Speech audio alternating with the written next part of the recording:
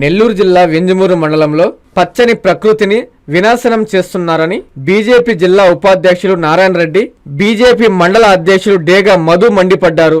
ఈ సందర్భంగా వారు మాట్లాడుతూ ప్రభుత్వాలు ఒకవైపు స్వచ్ఛత వైపు అడుగులు వేస్తూ పచ్చదనం పెంపొందించాలని చెప్తున్నప్పటికీ కొందరు వారి స్వార్థపు వ్యాపారాల కోసం అక్రమంగా వేప, నేరేడు, మర్రి చెట్లు వంటి వాటిని నరికి సొమ్ము చేసుకుంటున్నారని ఆవేదన వ్యక్తం చేశారు.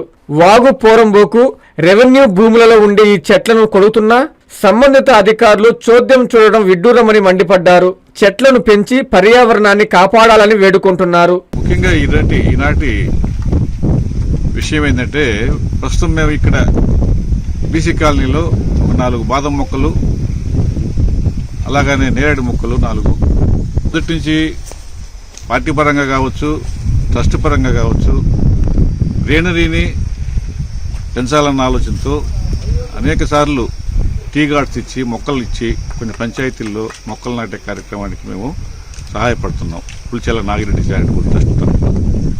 అయితే ఈ మధ్యకాలంలో వింజమూరు గ్రామంలో, వింజమూరు మండలంలో చాలా దురదృష్టకరమైనటువంటి విషయం ఏంటంటే, మనం చూస్తున్నాము ఈ న్యాచురల్గా ఉన్నటువంటి వాగులమ్మిడి, అదేవిధంగా కొన్ని ప్రాంతాలలో గ్రామానికి సంబంధించినటువంటి గ్రామకంఠం కావచ్చు, అనాధీనం కావచ్చు, ఇలాంటి స్థలాలలో న్యాచురల్గా వాటిపాటికే పెరిగినటువంటి యాప మొక్కలు కావచ్చు, లేదా రాగి మొక్కలు కావచ్చు, లేదా మరి ఏ అయినా జాతి చెట్లు, అనేకమైనటువంటి చెట్లను నిర్దాక్షిణ్యంగా నరకటం జరుగుతూ ఉంది. మిషన్లు వచ్చినాయి. ఒక్క రెప్పపాటు కాలంలో ఆ మిషన్తో 1 అడుగు మందం చెట్టుని కట్ చేసేటువంటి అవకాశం, సౌలభ్యం ఇప్పుడు వచ్చింది.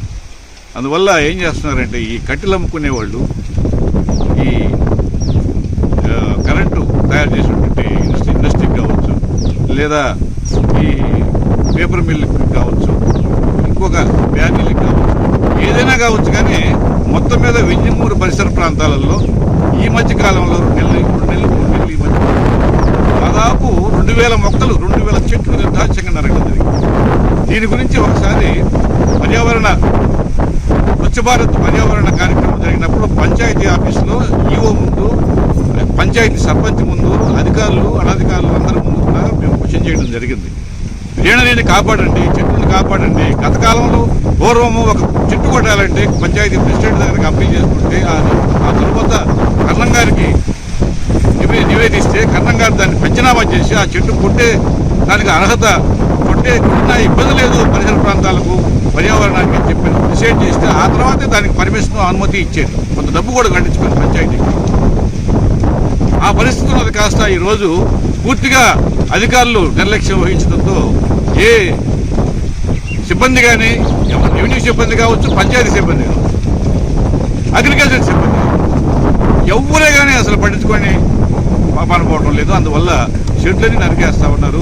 ఈ నరికేసే కార్యక్రమాన్ని ఎమ్మటే అడ్డుకోకపోతే ఇప్పటికే ఒక నిప్పు కుప్పడి ఉన్నట్టుగా జరుగుతూ ఉంది. వింజమూరు మండలంలో, వింజమూరు టౌన్లో ఈరోజు ఎక్కడన్నా నిలబడాలంటే నీడే లేకుండా పోయింది.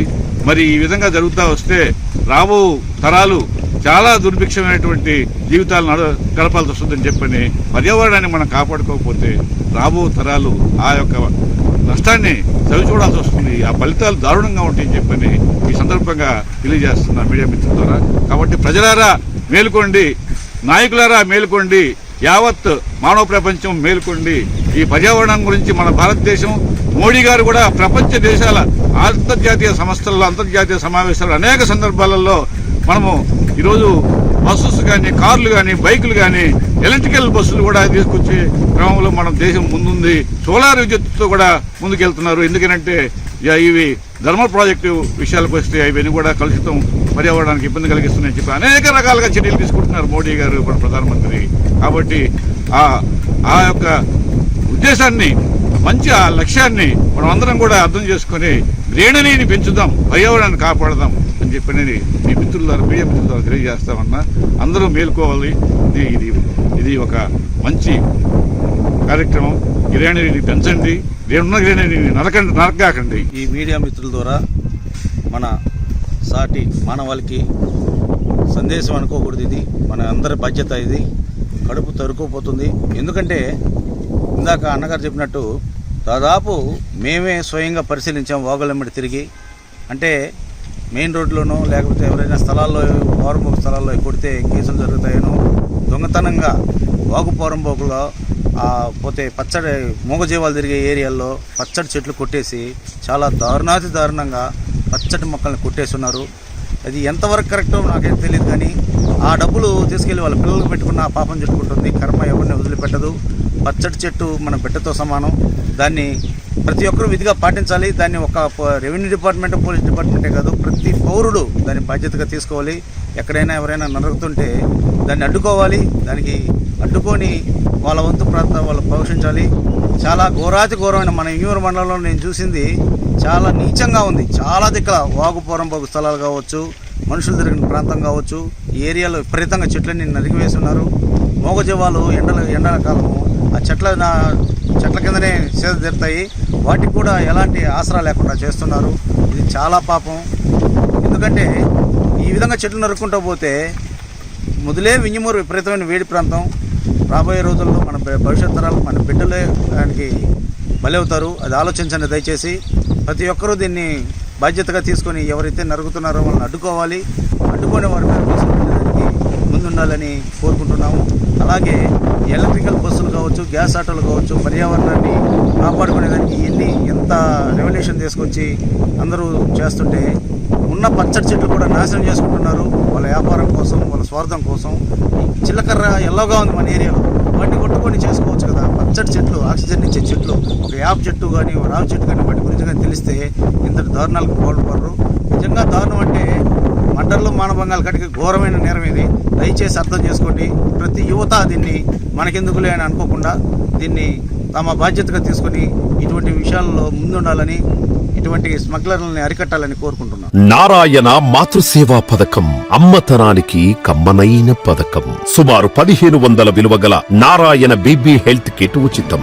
అవుట్ పేషెంట్స్ కు ప్రతి నెల డాక్టర్ ఫీజు ఉచితం. అల్ట్రాసౌండ్ స్కానింగ్ ఉచితం. గర్భిణీ స్త్రీలు కాన్పు కోసం కానీ ఇతర అవసరమై హాస్పిటల్లో చేరినప్పుడు బెడ్ ఛార్జీలు ఉచితం. ప్రాథమిక వైద్య పరీక్షలు ఉచితం. మందులు ఉచితం. బ్లడ్ బ్యాంక్ నందు అవసరమైన వారికి రక్తం ఉచితం. 5 నుండి 9 నెలల గర్భిణీలకు ప్రతి నెల చెకప్ సమయంలో ఉచిత డ్రై ఫ్రూట్ బాక్స్ మరియు వేరుశెనగ చిక్కీలు ఉచితంగా ఇవ్వబడును. బిడ్డ పోషణ నిమిత్తం తల్లికి 3000 రూపాయల నగదు అందించబడును. కాన్పు కోసం అంబులెన్స్ ఉచిత పికప్ సదుపాయం కలదు. నెల్లూరు నగర పరిధిలో నారాయణ మాతృసేవా పథకం, నెల్లూరు.